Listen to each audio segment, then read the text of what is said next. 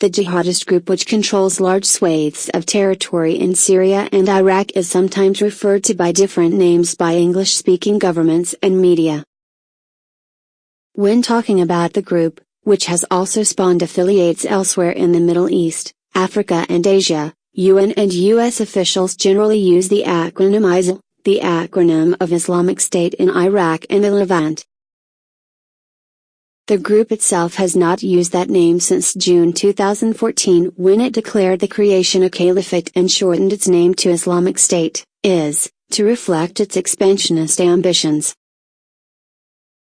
Since then, BBC News has been using that term, but qualifying it as Islamic State Group or self-styled Islamic State and shortening it to is on subsequent mentions.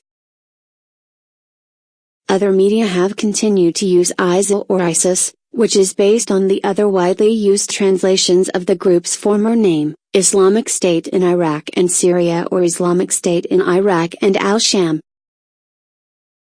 But the term Daesh, or Daesh, has also gained currency, both in the Middle East and further afield, and has been used as a way of challenging the legitimacy of the group due to the negative connotations of the word. Daesh is essentially an Arabic acronym formed from the initial letters of the group's previous name in Arabic, al-Dawla al-Islamiyya fil Iraq wa al-Sham.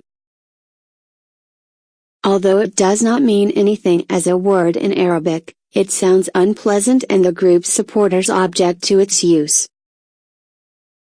Daesh also sounds similar to an Arabic verb that means to tread underfoot, trample down, or crush something.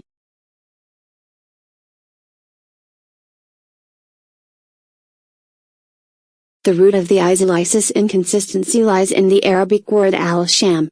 At first, news outlets were unsure how to translate it into English, as it was not immediately clear what the group was actually referring to. Al-Sham can be translated variously as the Levant, Greater Syria, Syria or even Damascus. The term al-Sham was commonly used during the rule of the Muslim caliphs from the 7th century to describe the area between the Mediterranean and the Euphrates, Anatolia, in present-day Turkey, and Egypt. It was used until the first half of the 20th century, when Britain and France drew the new borders of the Middle East and created nation-states. The term Levant had for centuries been used by English speakers to describe the eastern part of the Mediterranean, with its islands and the countries adjoining. After World War I, the colonial powers understood it to be the area comprising what is now Syria, Jordan, Lebanon, Israel, the Palestinian territories and part of southeastern Turkey. However, the term's colonial association means it would be unlikely to be endorsed by the jihadists. They would also probably object to using just Syria, as it suggests their aspirations are limited to the modern state's borders. Various experts have therefore said that the word al-Sham should not be translated.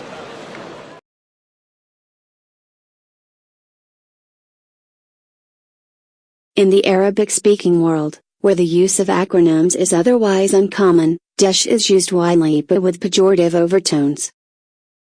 The label has gained currency despite or perhaps as a direct consequence of the irritation it causes the group, and is now used widely across the world by politicians and in the media.